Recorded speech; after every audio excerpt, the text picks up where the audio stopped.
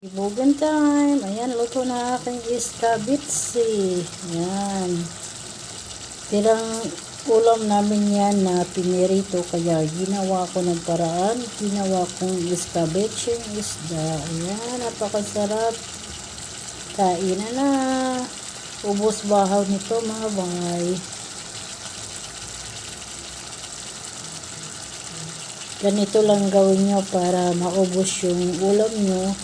Na tira-tirang piniritong isda, gawin nyo iskabitsi. Ayan, napakasarap na nito.